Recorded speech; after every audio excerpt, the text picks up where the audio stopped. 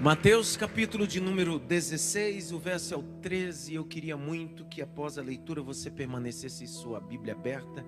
Não importa em sua Bíblia impressa ou smartphone, mas eu queria muito que você acompanhasse. Quem é que está na projeção dos textos aí? Tem alguém? Qual o nome? Mateus. Mateus, você me ajuda a pregar? Vou precisar muito de você na mensagem. Verso 13, chegando Jesus às partes de Cesareia de Filipos, interrogou seus discípulos, dizendo: quem diz os homens ser o Filho do Homem? E eles disseram: uns João Batista, outros Elias, outros Jeremias, outro um dos profetas. Disse-lhe ele: e vós dizei, o que vós dizeis quem eu sou? Simão Pedro respondendo disse-lhe: tu és o Cristo. Tu és o Cristo. Ben Elohim em hebraico, Tel Ruios em grego. Tu és o Filho de Deus. Tu és o Filho de Deus. Tu és o Filho de Deus. Tu és o Ben Elohim. 17. E Jesus respondendo disse: bem-aventurado és tu, Simão Bar Jonas, porque quem te revelou não foi a carne nem o sangue,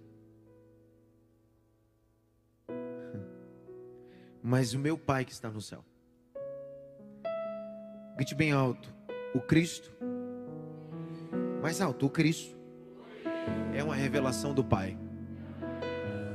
É importante. 18. Pois também eu te digo que tu és Pedro, Petros, do grego fragmento de pedra, e sobre essa Petra, vocalização grega, rocha maciça, eu edificarei a minha igreja, e as portas do inferno nem prevalecerão contra ela.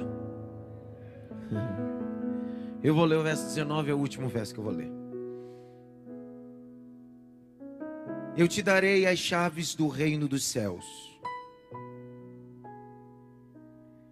Eu te darei a chave do reino dos céus. Chaves não está em singular, está em plural. Não existe um reino só que Deus dará à igreja. Em todos os reinos Deus deu à igreja. E tudo que ligares na terra será desligado no céu, e tudo que lhe desligares na terra será desligado nos céus. Repita comigo: igreja. Mais alto: igreja. Olhe para cá. No Oriente Médio, Jesus se manifesta. Ele se torna o Deus encarnado, não reencarnado. A nossa teologia não é a teologia da reencarnação. A nossa teologia é a teologia da encarnação. Ele encarna. Se cumpre o que o texto do evangelista João disse: no princípio era o verbo era Deus, e o verbo se fez carne. Leonardo Boff, um teólogo católico, ainda com seus segmentos contrários aos meus no campo político e na perspectiva sociológica também, entretanto, não posso desqualificar o resto de todos os seus posicionamentos e até a frase que vou citar. Frase de Leonardo Boff: Cristo é a contramão da humanidade. Por quê? Frase dele: todo menino quer ser homem, todo homem quer ser um rei, todo rei quer ser um Deus.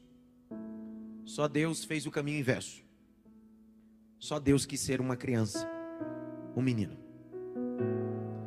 Frase de Martim Lutero, um monge alemão, a qual há 2 dias atrás comemoramos 505 anos da Reforma Protestante, estabelecida por ele no dia 31 de outubro de 1517. A encarnação de Cristo é o escândalo da humanidade. Porque enquanto o homem coloca máscara para se esconder, Deus decidiu usar máscara para aparecer. Porque se ele aparecesse em sua plenitude, ninguém poderia visualizá-lo. Cristo, Jesus. Ele nasce em um período onde o primeiro imperador de Roma se estabelece. Não é parlamento, não é monarquia, ainda que o Império Romano tenha vivido esses 3 períodos, o parlamento, a monarquia, o império já está estabelecido, e o primeiro império é César Augusto. Um alistamento é estabelecido. Dentro desse alistamento é forçado a cada um dentro da sua tribo se estabelecer esse alistamento. Não se esqueça que José é da tribo de Judá. Não se esqueça que Maria também é da tribo de Judá. E eles precisam sair de Nazaré e ir para Belém. É o lugar de alistamento. Ela está nos últimos dias de sua gestação, mas eles não podem ir contra um alistamento que parece ser uma coisa obrigatória, humana, imperial, romana, mas havia um capricho de Deus. Qual era o capricho de Deus? Segundo o profeta Miqueias, o Messias deveria nascer em Belém. Ele nasce em Belém, porque Belém em hebraico significa casa do pão. É claro que ele tem que nascer em Belém. Ele não pode nascer em Nazaré, porque a casa do pão está sem pão, e ele é o pão vivo que desceu do céu em seu nascimento. Ele atrai as nações no dia do seu nascimento. Os magos do Oriente Médio são guiados por uma estrela, que vão apontar para o sol da justiça, que é Cristo, em dia do seu nascimento. Antes de acessar a manjedoura e o ambiente simples de uma casa, onde não tinha estalagem, um hotel civilizado, foi lá os processos da gestação, das contrações e do parto daquela mulher Maria. Eles são conduzidos para esse ambiente. O texto diz que eles trazem tesouros. Grite bem alto, tesouros. Não, mais alto, tesouros. Quantos magos eram mesmo? A Bíblia não diz quantos eram. É pegadinha isso. Essa pegadinha eu faço sempre com os seminaristas. Se você for em Natal, Rio Grande do Norte, logo quando você desce do aeroporto, lá tem uma escultura maravilhosa. 3 magos. Só que a Bíblia não diz quantos magos são. Porque a Bíblia não está preocupada em dizer quantos são. A Bíblia só dá plural. Os magos, plural. O pouco que a gente aprende é que plural é mais do que um. A Bíblia não está preocupada se é 3, 4, 5. Aí logo alguém pode dizer bem assim: mas eram 3 presentes. Quantas festas você foi e não levou presente? Várias. A Bíblia não está preocupada em dizer se era 2 magos, se era 3 magos, se era 4 magos. A Bíblia está preocupada o que eles traziam: ouro, incenso, mirra. Em latim nós chamamos tríplice uno, o tríplice ministério de Cristo. O ouro simbolizava a sua realeza. Ele é rei dos reis e senhor dos senhores. Incenso revelava o seu sacerdócio. Ele é aquele que é o sumo sacerdote, que oferece incenso diante de Deus por nós. Terceiro, mirra, que representa o seu ministério profético.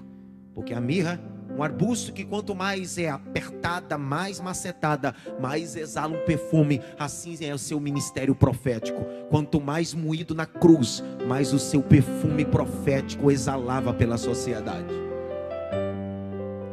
Ele encarnou. Ele é o Deus encarnado. Ele é o Deus revelado sobre a humanidade. Eu gosto da frase de John Stott, teólogo londrino. Diz que o primeiro homem a ser criado por Deus, Deus não criou como criança. Deus criou ele adulto. Em hebraico chamado de Adamar, terra. Adão, humanidade. Deus não fez Adão uma criança, Deus fez Adão já adulto. Só que o apóstolo Paulo diz que Cristo é o segundo Adão e o último. Só que o primeiro Adão vem como adulto e o segundo Adão vem como criança. O que é que Deus está dizendo? É simples. Enquanto a lei forma adultos, a graça gera crianças para um novo nascimento.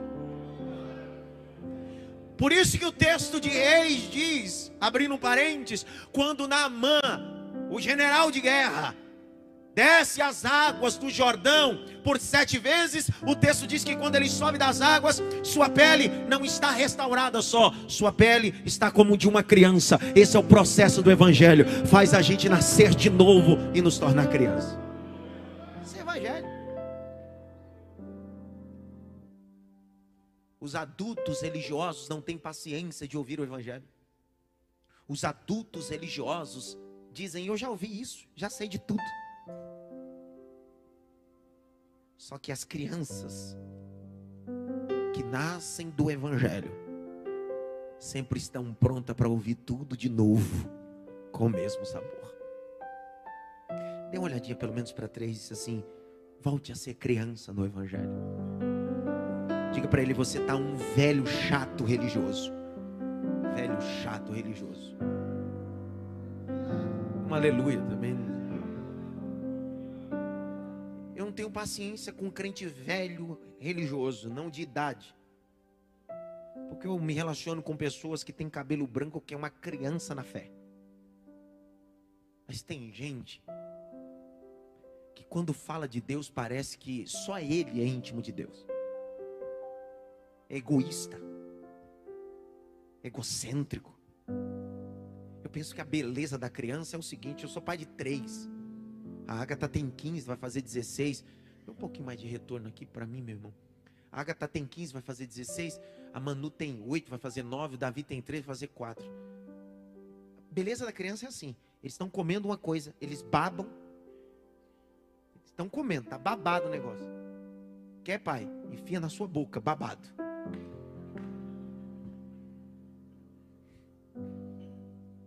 É nojento ou não é? Fala a verdade, abre o coração. É nojento ou não é? É nojento. É nojento. Eu tenho 3 filhos e todos os meus filhos são minhas paixões. Só que eu tenho uma filha que ela tem uma coisa comigo. Ontem eu estava ministrando, não sei aonde. Onde eu estava ontem? Sei lá onde eu estava ontem. Na saúde. Estava precisando de saúde, estava no bairro da saúde hoje. Enquanto eu não chego na minha casa, ela não dorme. Ela tem 9 anos.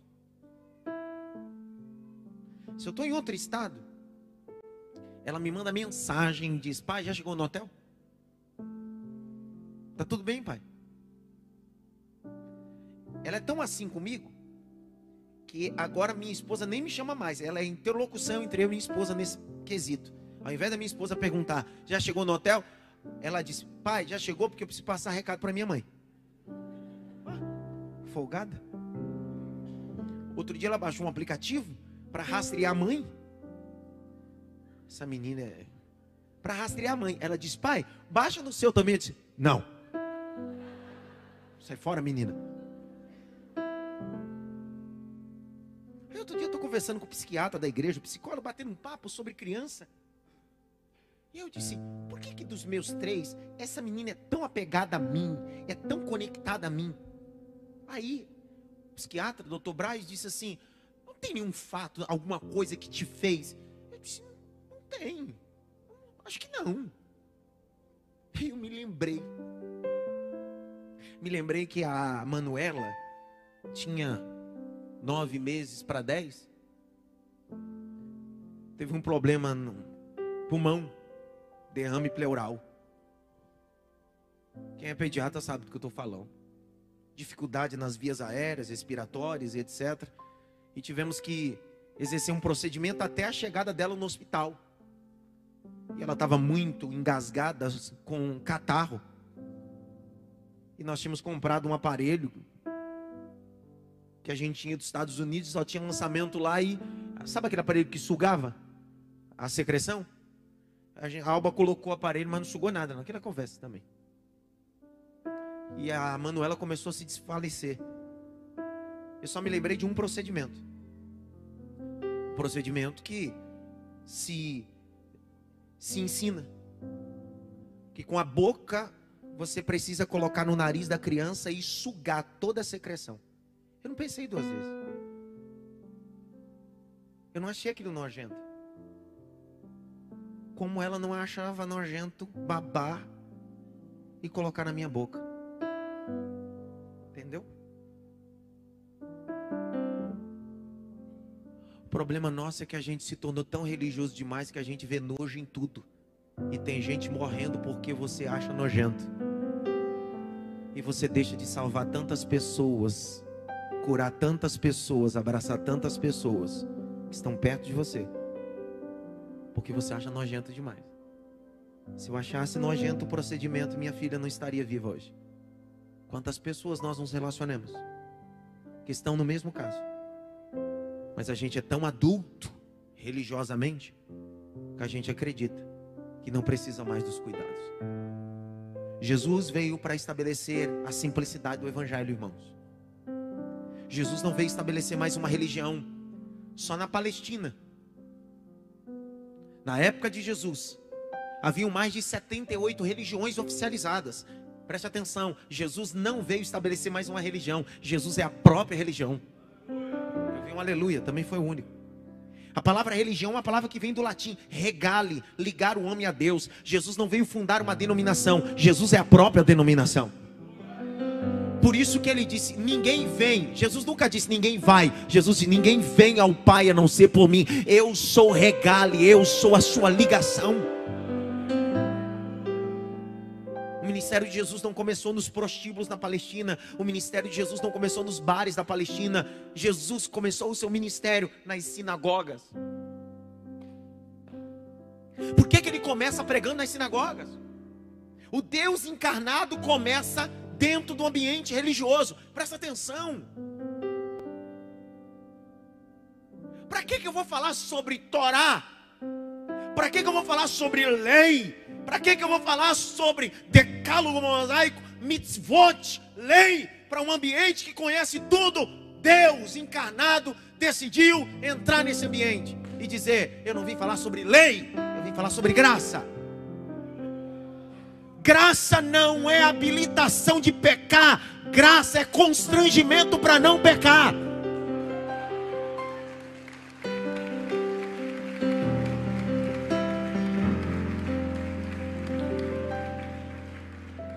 Dietrich Bonhoeffer, executado pela União Soviética por Adolf Hitler, escreve um livro importante dizendo que a graça barata gera pessoas libertinas. Eu não conheço a graça para me dar liberdade. Eu conheço a graça porque pela graça eu sou salvo em Jesus. Presta atenção. A graça é limite com consciência. Jesus começa dentro do ambiente religioso. Se você pegar Marcos, o capítulo 1 e o capítulo 2 de Marcos, você vai ver uma coisa maravilhosa que tem em Marcos. O texto diz que Jesus ia na sinagoga deles pregando. E havia muitos demônios na sinagoga deles. Presta atenção. Como é que num ambiente onde se abre a Torá é o Pentateuco. São os 5 livros escritos por Moisés. Uma sinagoga judaica é mais ou menos nesse layout aqui de construção. Na galeria ficavam as crianças e as mulheres, e embaixo só homem.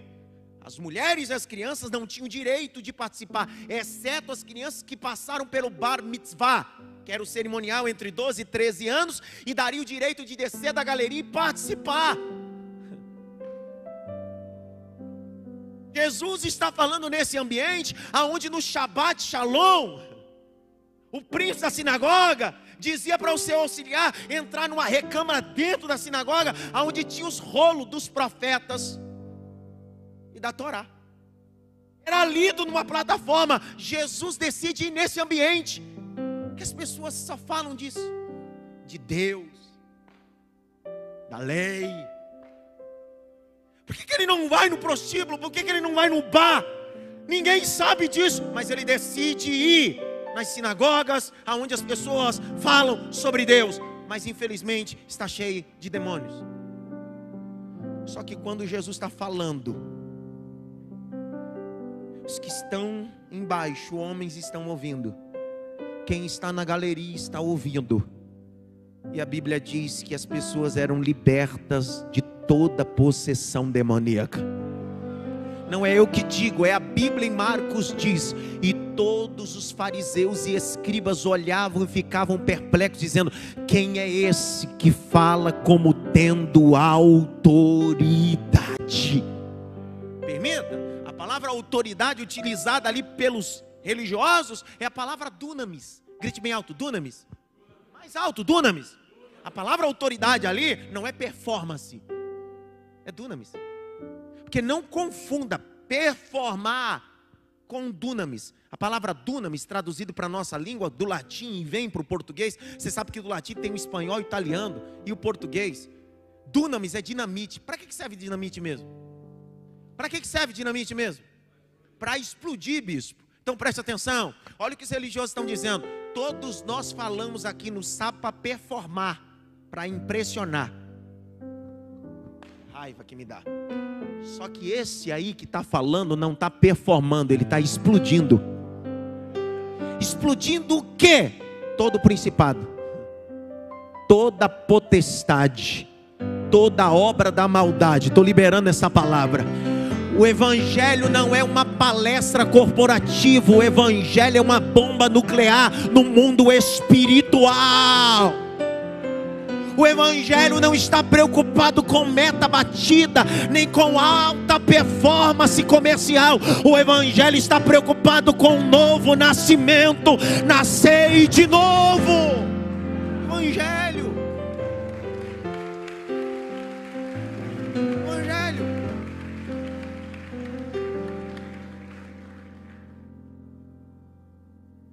Eu até esqueci de perguntar até que hora que eu vou. Não, pode ser muito, não, o irmão vai. Dê um glória aqui. Glória a Deus. E eu já termino. Termino ou não? Por que não? Comecei agora, né, bispo? Jesus está anunciando o evangelho. O artigo definido o evangelho. Pergunta: o que é evangelho?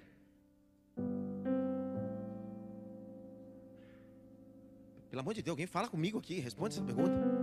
O que é evangelho? É o quê? Então presta atenção. O que é que faz a sinagoga se tornar um ambiente de libertação? Não é a mensagem antiga. É uma mensagem nova. Então, depois de Cristo, não precisa atualizar a mensagem. Depois de Cristo, não precisa fazer nenhuma atualização no texto. Depois de Cristo, Ele é a atualização da humanidade. Puxa vida, cara. Grite bem alto, boas novas. Você sabe que Jesus não forçou as boas novas. A lei está preocupado muito com a ação. Ação. A graça afeta a consciência. A graça afeta o quê? Estão comigo ou não? A lei está preocupada com o quê? E a graça? Jesus nunca chegou e colocou a graça na garganta dos religiosos. Nunca. Porque a graça não foi feita para ser engolida. A graça foi feita para mudar a mente. Em João capítulo 8 é trazida uma mulher. Ela foi pega em adultério. O que o mitzvot dizia? A Torá dizia: se alguém fosse pego em adultério, deveria ser apedrejado até. Mas veja a lei como é hipócrita. Ela só é condenada à morte se ela for pega. Se ela não for pega, não é condenada. Porque a lei fabrica hipócritas. Ninguém fala nada. A lei tem a capacidade de fabricar os hipócritas. E todo hipócrita fala de uma coisa enquanto ele não foi pego. Então ele critica porque ele não foi pego. Ele denuncia porque não foi pego. Meu Deus do céu. Vontade te falar uma coisa, mas não posso. Charles Sanders Spurgeon, o príncipe dos pregadores do século XIX, em Londres, um dia perguntaram para ele assim: estão falando mal de você? Ele disse assim: isso é o que sabem, imagino que não sabem ainda. Porque acharam que Charles Sanders Spurgeon ia se incomodar e disse assim: cara, o que estão falando de mim é 10%, tem mais 90% que você não sabe, só Deus sabe. Uma das coisas que Spurgeon não sofria era de hipocrisia, mas todo religioso gosta de denunciar a deformidade dos outros, só porque o dos outros já se apareceu, o dele ainda está oculto. Só que a graça afeta aquilo que está oculto ainda. E é um Deus, eu vou de novo. Trouxeram uma mulher em ato de adultério e ela só vai ser apedrejada à morte, porque a lei mosaica diz que se ela for pega deveria ser apedrejada, sim ou não? Só que Jesus está dizendo: eu não vou contra a lei. Jesus não foi contra a lei. Jesus cria uma jurisprudência. Ele vai criar a primeira jurisprudência. Ele está escrevendo uma petição na areia. Só que enquanto ele está escrevendo, ele vai dizer bem assim: manda bala, pedrada na cabeça, jogo paralelepípedo. Está todo mundo já preparado. Ele diz assim: só uma coisa, aquele que não tiver nenhum pecado, atira. Olha a graça. A graça não está dizendo se você faz ou não faz. A graça diz: pensa se você tem autoridade moral para fazer. Vou de novo. É a graça. A graça apela para a sua atitude. Será que você tem moral para falar? Será que você tem moral para fazer? Um dos grandes filósofos, chamado Seneca, ele vai dizer sobre a catraca da verdade: moral, ética e caráter. O que é a catraca da verdade?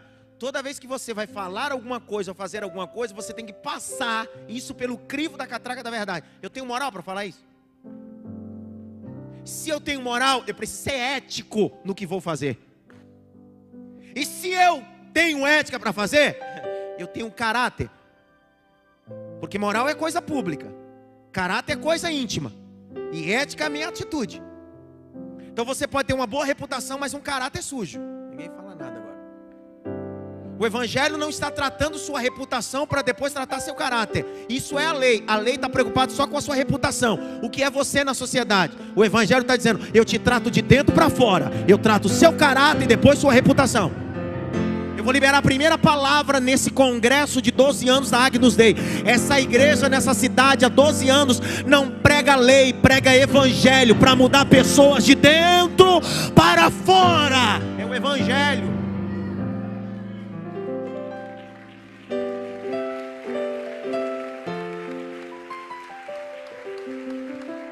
O evangelho não é uma fábrica de hipócritas, ao contrário da religião.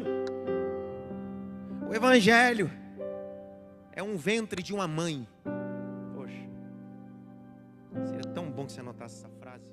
Vou ver agora que eu vou anotar. Escreve aí. Escreve. O evangelho é um útero.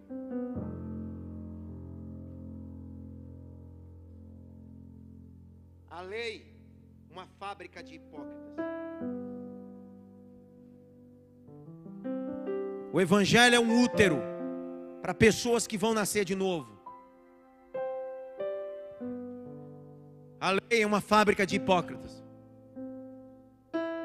Sabe, eu venho de um ministério, por ser a terceira geração de pastor na minha família. Eu sou de uma época que bateria não podia na igreja. Está vendo aquele instrumento ali? Quem é que pegou essa época? Não podia. Presta atenção. Então meus tios, todos eles diziam que aquilo era um instrumento de cultos afrodescendentes, de umbanda, quimbanda, candomblé, e aquilo era instrumento do diabo. Percussão era instrumento do diabo. Esse era o conceito daquela época. Se aquele instrumento era um instrumento do diabo, dá para imaginar a guitarra. A guitarra era o próprio diabo no culto. Cara, Meus tios, meus avós diziam que a guitarra era instrumento de rock and roll, e rock and roll era o diabo no culto. A gente não podia ter um barulho de um rock and roll, um solo de uma guitarra. E eu me lembro que quando as pessoas se convertiam, os jovens, adolescentes se convertiam, a primeira coisa, quando acabava o culto, nós levávamos ele para trocar de roupa. Então a gente dava para eles terno, dizia para eles: você não pode usar mais calça, é short, você tem que usar calça. Para as meninas, você não pode usar mais calça, é saia.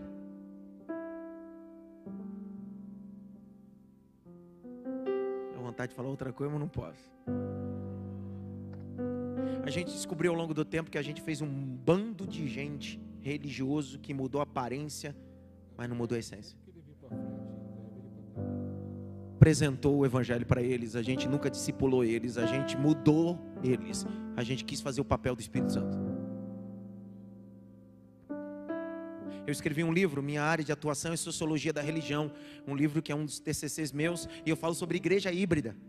Eu faço um panorama do neopentecostalismo no Brasil e sobre a parede preta. Engraçado que eu viajo o Brasil para lá e para cá e tem pastores que dizem assim: esse negócio de parede preta é muita modernidade, etc, etc. Rapaz, mas eu prego em um monte de igreja que a parede é branca e tem um monte de adultério. Não é sobre a cor da parede, é sobre o novo nascimento.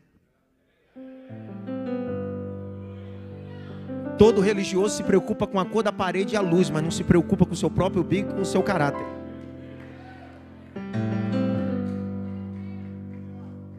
Dá uma olhadinha pelo menos para ter isso assim, dá um glória para disfarçar agora, vai.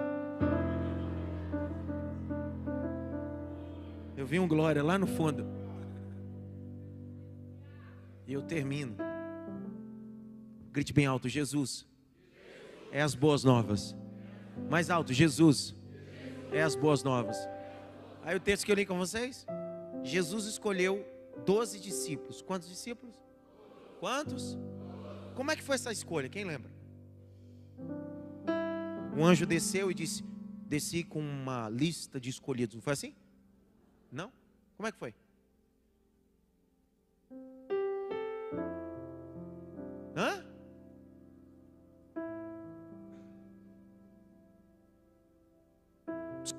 Como é que Jesus escolheu os 12, pessoal? Hã? E como é que ele chamou? É que eu passo a minha vida toda, todo mundo me perguntando um monte de coisa, e agora eu comecei a perguntar nos cultos também, que eu quero a resposta.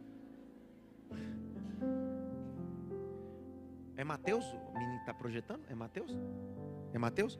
Mateuzinho, põe na tela, igual o da Atena. Lucas 6, verso 11 e 12. Põe aí, por favor.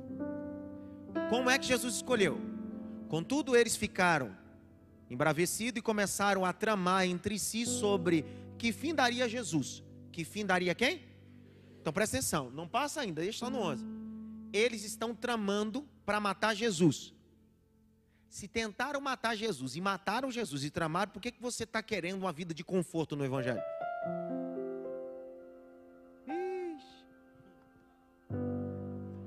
Às vezes a gente acrescenta coisa no texto que nunca existiu. É tudo acrescentai-vos futebol clube. Jesus disse assim: no mundo tereis, mas tem de o quê? Continua o texto. Ele só diz: eu venci o mundo. Ele não continua: mas também vós vencereis. Ele não diz que você vai vencer. Ele disse: no mundo tereis aflições, mas tem de bom ânimo, porque eu venci. Ninguém fala nada comigo agora. Pastor, mas ele disse que eu ia vencer. Nunca disse isso. Ele está dizendo que ele já venceu. Vou de novo. No mundo tem bom, porque eu venci o mundo. Ponto. Ele está dizendo: você não precisa se preocupar. Só tenha bom ânimo. Eu já venci. Não, vou de novo. Essa de novo. Presta atenção. Para de olhar a vida como filme de Balboa, que ele passa todo o filme apanhando e lá no final ele encontra um golpe, um jab, um direto e cai. Não, a vida não é assim. Jesus está dizendo: no mundo tereis. A palavra aflição no grego é perseguição, opressão. No mundo tereis, mas tem. Seja feliz. Seja otimista. Olha a vida de outro jeito. Pare de se vitimizar. Pare de se sabotar. Olha a vida. Por quê? Porque eu já venci o mundo.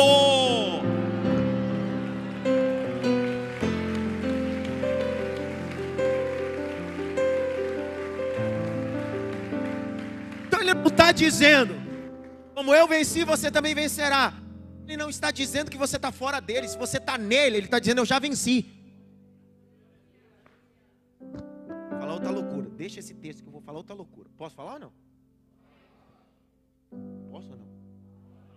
Tudo que você pede, Deus te dá? Sim ou não?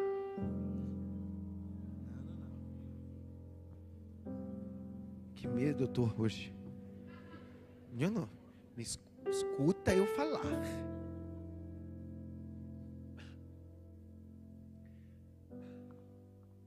Tudo que você pede, Deus te dá? Mas ele deveria, sim ou não?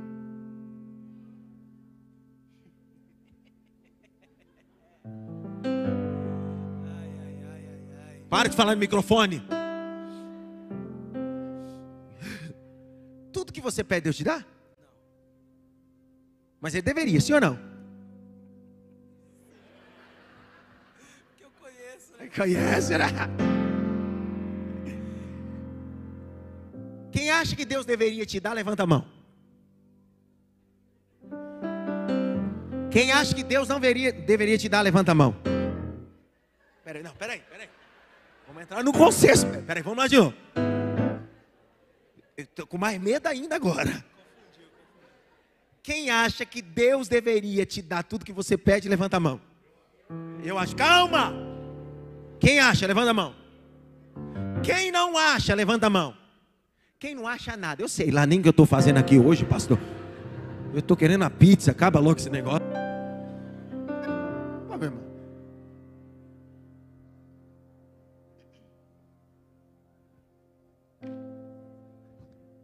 Marca esse texto, a gente vai voltar ali, Lucas 6.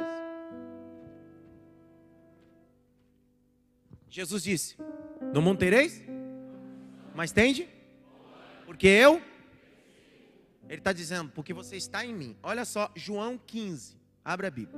Põe na tela, meu filho. Depois a gente volta para Lucas. João 15. Eu leio aí, a gente vai pensar agora com esse texto. João 15. 7. João 15, 7. Se permaneceres em mim, as minhas palavras permanecerem em vós...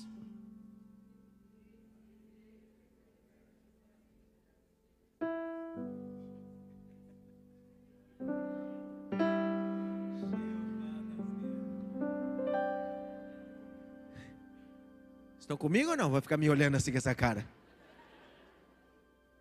Você sabe que esse texto aí da King James, o texto original diz, estiveres em mim, prefixo grego, dentro dele.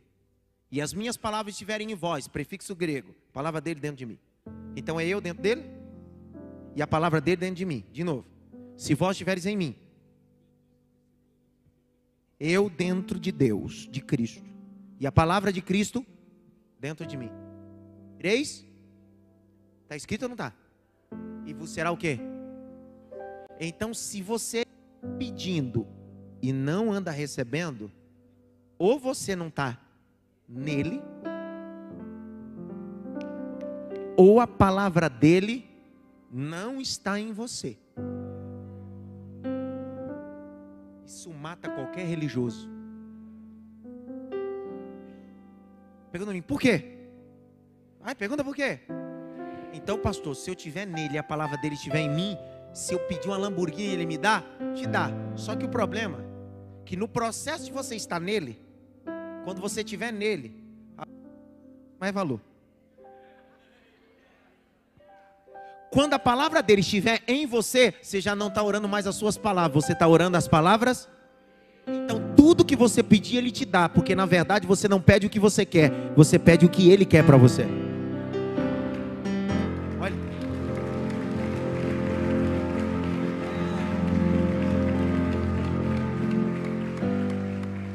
O evangelho é simples ou não é? É nada, irmão, é difícil demais. Está nele, a palavra dele está em mim. Agora presta atenção. Quando a gente faz essa explicação cristocêntrica, e a gente entende que Paulo diz, não vivo eu, mas em prefixo grego. Eu dentro dele e ele dentro de mim. Eu dentro dele, dentro de mim. Eu dentro dele e ele dentro de mim. Eu dentro dele e ele dentro de mim. Lembre-se que o texto de Colossenses capítulo 2, verso 9. Nele quem? Em Cristo. Habita corporalmente toda a divindade e plenitude em Jesus. Então ele era 100% Deus e 100% homem. Como Deus ele não precisava orar, mas como homem ele está orando. Por isso que Jesus está nos deixando regras e procedimentos. Ele está dizendo, se você estiver em mim, as minhas vontades vão se revelar em você. Quando Jesus está no Getsemane, ele está orando, sim ou não? O que ele ora? Para o Pai fazer a vontade dele? Ou para que ele possa cumprir a vontade do Pai? Então Jesus está onde? Como homem? Em Deus. Deus não está dizendo que a gente não possa ter um conflito sobre vontade, mas Ele está dizendo, quando você estiver em mim, você vai entender que às vezes a minha vontade te leva por... mas a minha vontade também te leva ao terceiro dia da ressurreição. Levante as duas mãos para o alto, o mais alto que você pode, o mais alto que você pode. Pastor, por que eu tenho que levantar a mão para adorar na igreja? Porque isso também está na Bíblia. Salmo 134, 1 diz assim, ó: levantai as vossas mãos no santuário, bendizei ao meu nome, porque eu, o Senhor, te abençoo desde Sião. Igreja Agnus Dei, 12 anos de celebração, com as mãos levantadas pelo menos 10 segundos. Só libere palavras de adoração a esse Deus, só palavras de louvor a esse Deus. Glória, aleluia, santo, maravilhoso, conselheiro, Deus forte, Pai da eternidade, príncipe da paz. Ele é o centro do nosso culto, Ele é o centro dessa cidade, Ele é o centro de São Paulo, Ele é o centro do Brasil, Ele é o centro do mundo. Jesus Cristo é o Senhor Deus poderoso, digno de louvor, digno de louvor. Tu és santo, tu és santo, santo é o Senhor Deus poderoso, digno de louvor, digno de louvor. Amém.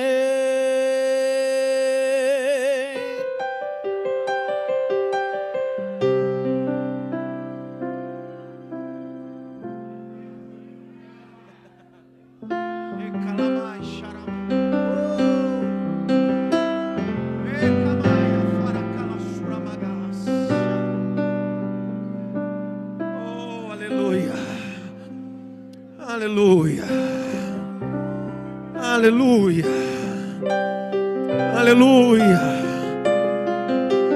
aleluia. Não é sobre parecer, é sobre ser. Não é sobre parecer, é sobre ser. Por isso que Jesus diz a Nicodemos em João capítulo 3: é necessário nascer de novo da água e do Espírito. É o Evangelho de Deus que nos faz nascer de novo. Jesus está em Cesareia de Filipos, um ambiente geográfico que é a primeira vez que César é estabelecido como divino, em Cesareia de Filipos. É cunho proposital Jesus está fazendo essa pergunta ali. Por quê? Porque César naquela localidade é divino. Jesus pergunta: quem esse povo diz que eu sou aqui nessa região? Os que estavam ali? João Batista, Elias, Jeremias, um dos profetas. Não é difícil reconhecer Jesus como profeta. Se você for no islamismo, Para o Islã, Jesus é um profeta. Converse com alguém dentro do seu convívio no trabalho, ou alguém que você tenha conexão, que seja muçulmano ou islâmico. Pergunte para ele: quem é Jesus para vocês? Eles vão dizer: um profeta. Reconhecer o Jesus histórico, até os judeus reconhecem como Jesus histórico. O próprio historiador judeu do primeiro século, chamado Flávio Joséfo, não messiânico, escreveu sobre ele, mas não resgatou ou não destacou sua divindade, mas sua historicidade. Jesus histórico é comprovado. Os zelotes comprovaram isso. Só que Jesus não estava querendo um feedback sobre ele como profeta, mas Jesus queria saber: esse local reconhece um homem chamado César como divino, mas tem a dificuldade de reconhecer eu como Deus o encarnado. Jesus olha para o grupo dos discípulos que foram escolhidos debaixo de critério de Lucas capítulo 6, verso 11 e 12. O texto diz bem assim: e tendo Jesus orado toda noite, o texto que eu ia colocar na tela para vocês, desceu, escolheu 12. 6, 12 de Lucas. Jesus orou a noite toda e escolheu 12. Qual foi o critério que ele usou? Lucas 6, 11 e 12, ele passa a noite orando, mas o critério só aparece em Marcos 3, 13. O texto diz: e tendo Jesus orado a noite toda, chamou para quem ele quis. Qual foi o critério que ele usou? Eu escolho quem eu quero, levanto quem eu quero, não devo explicação a ninguém, porque eu sou Deus encarnado. Jesus pergunta para eles quem eles dizem que eu sou. Os de fora sempre terão uma visão deturpada sobre Cristo, mas Jesus pergunta: e vocês que caminham comigo? Será que eu sou só um milagreiro, um curandeiro, um profeta, um sacerdote? Quem eu sou para vocês? Simão Pedro levanta as mãos e diz assim: me dá a oportunidade, deixa eu falar. Jesus disse: diz aí, Pedro, tu és o bem Elohim, tu és o bem Elohim, tu és o Tel Ruios, tu és o Filho de Deus, tu és o Cristo, tu és ungido, tu és o que o profeta 700 anos atrás, o profeta Isaías disse: tu és maravilhoso, conselheiro, Deus forte, Pai da eternidade, príncipe da paz. Tu és o Emanuel, tu és o desejado nas nações, tu és o noivo, tu és tudo isso. Essa declaração. Aí eu termino dizendo para vocês que Jesus olhou para Pedro e disse assim: qual foi a sinagoga que você aprendeu isso? Qual foi o rabino que te ensinou isso? Qual foi o seminário que você fez? Qual foi o mestrado, doutorado, pós? Qual foi a teologia sistemática que você leu? De Gruden? De Finney? Norman Geisler que te ensinou isso? A teologia sistemática? Jesus não pergunta isso para ele, porque a revelação do Cristo não é uma revelação acadêmica, é uma revelação paterna.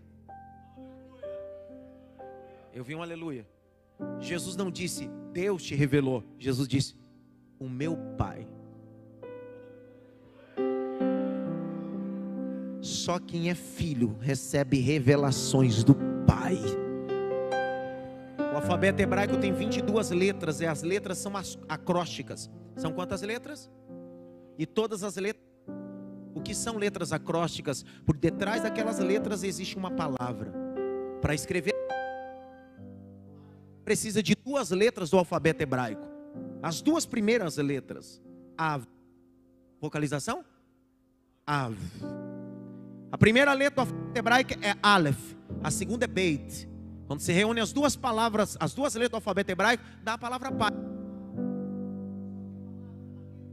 Aleph significa força. Significa o quê? E a segunda letra é Beit, tenda. Então quando um filho chama pai em hebraico, ele está dizendo assim: ele é a força da minha tenda, ele é a força da minha casa, ele é a força que eu não tenho. O que Jesus está dizendo é: Simão Pedro, isso aqui não é a revelação do Elohim, do Yahvé, do El Shaddai. É a revelação daquele que te deu força para entender o que o Pai tinha para você. Grite bem alto: o Pai revelou o Filho, E o Filho revela o Pai.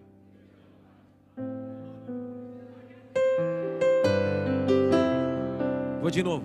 O Pai revelou quem? E o Filho? Porque Deus amou o mundo de tal maneira que revelou seu Filho para a humanidade. E o seu Filho revela o Pai à humanidade. Eu vou ler o último versículo e conforme eu ler, você vai ficando em pé. Se entendeu. Se não entendeu, também fique em pé. Mateus capítulo 11, verso 27. Mateus 11, 27.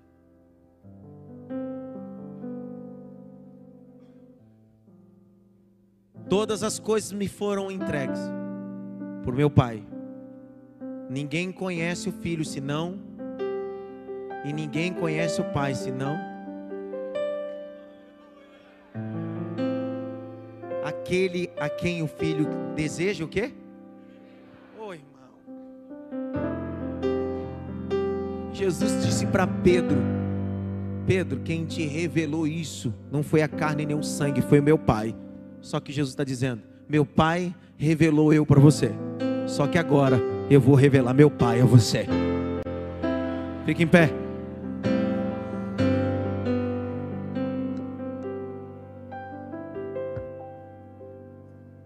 Posso fazer outra loucura? Outra loucura, não posso perguntar outra coisa? Sim ou não? Sim ou não? Enquanto... Queria que você cantasse aquela música do Gabriel Guedes. O Pai revela quem? Vamos lá, pessoal. De novo, o Pai revela quem? E o Filho revela quem?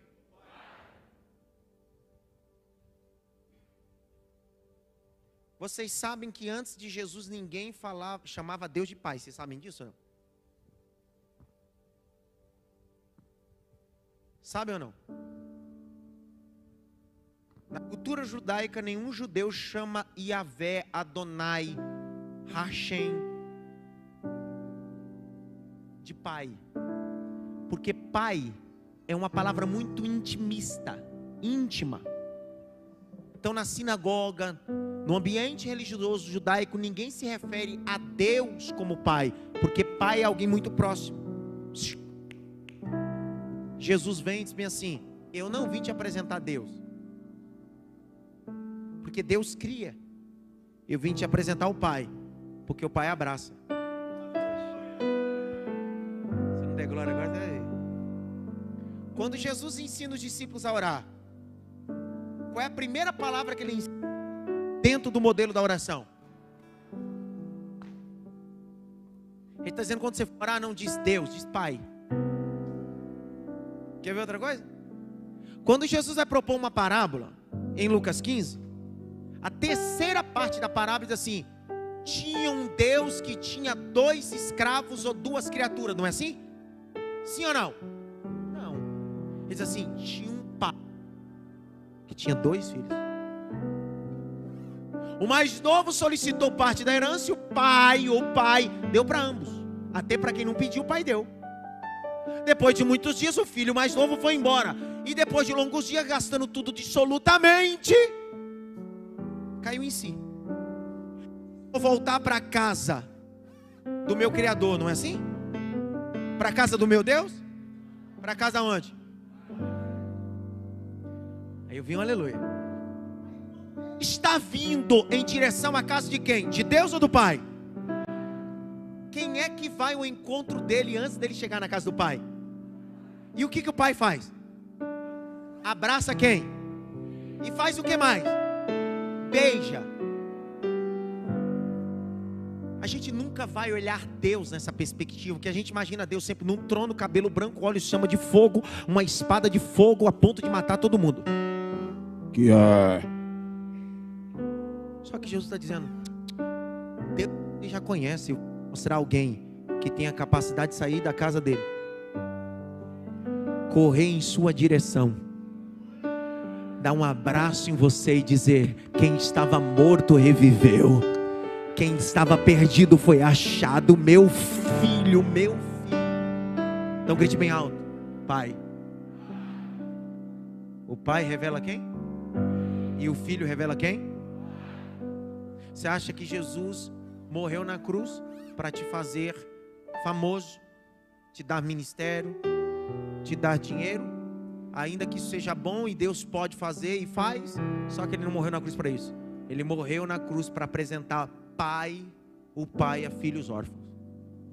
Põe a mão no seu coração, feche seus olhos.